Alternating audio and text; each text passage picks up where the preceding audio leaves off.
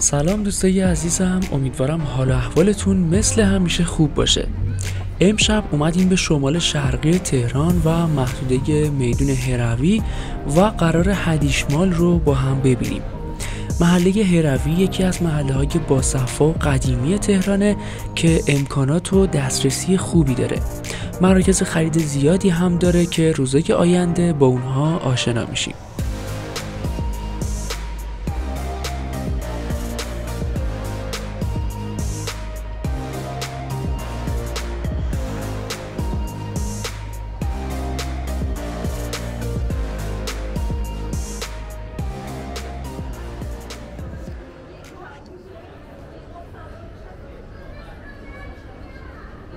اینجا هدیشمال تهرانه، یکی از جدیدترین مراکز خرید تهران که طراحی زیبایی داره.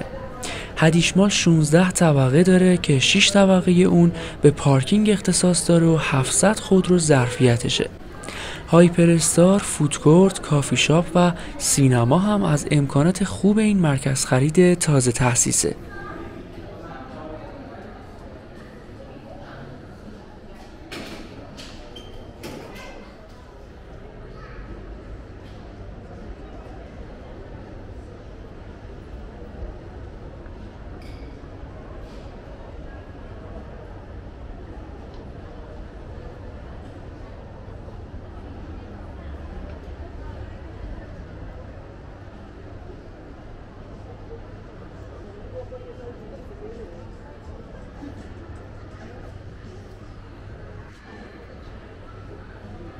هدیشمال تو خیابون موسوی قرار داره و فاصله کمی با میدون هروی داره. تو این خیابون مراکز خرید کوچیک و بزرگ زیادی قرار داره که روزای آینده بهتون نشون میدم. برای رسیدن به این محله هم میتونید از ایستگاه مترو میدون هروی استفاده کنید.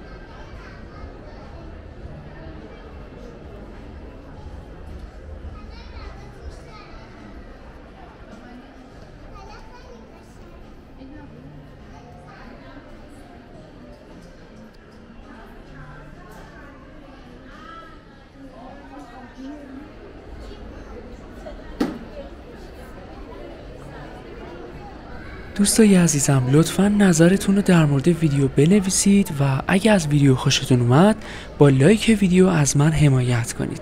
از همتون ممنونم.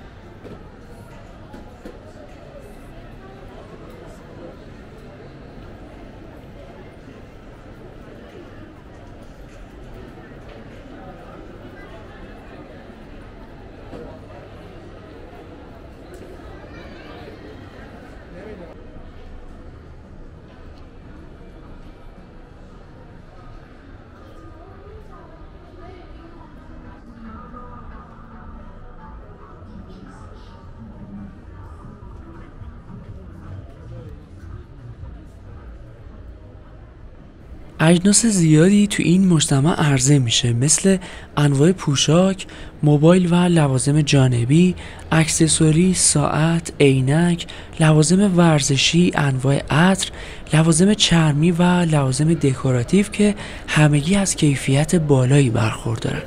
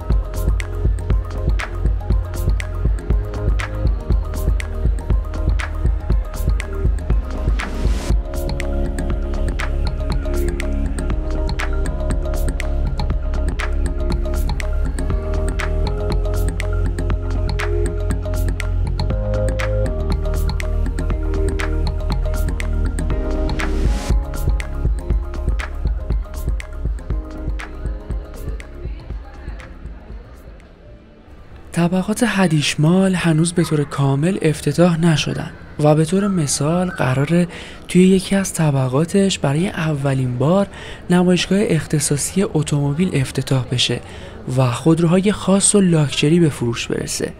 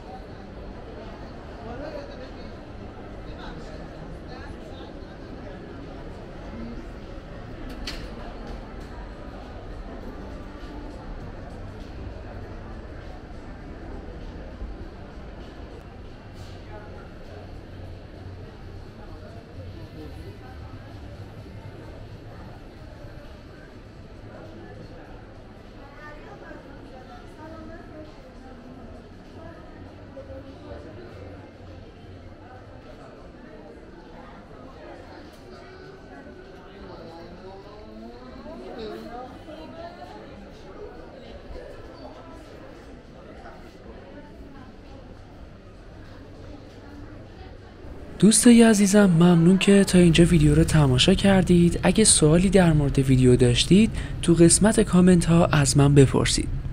امیدوارم از زندگیتون لذت ببرید و خدا نگهدار.